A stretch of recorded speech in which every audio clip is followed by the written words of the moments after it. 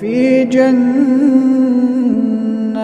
عالية لا تسمع فيها لاغية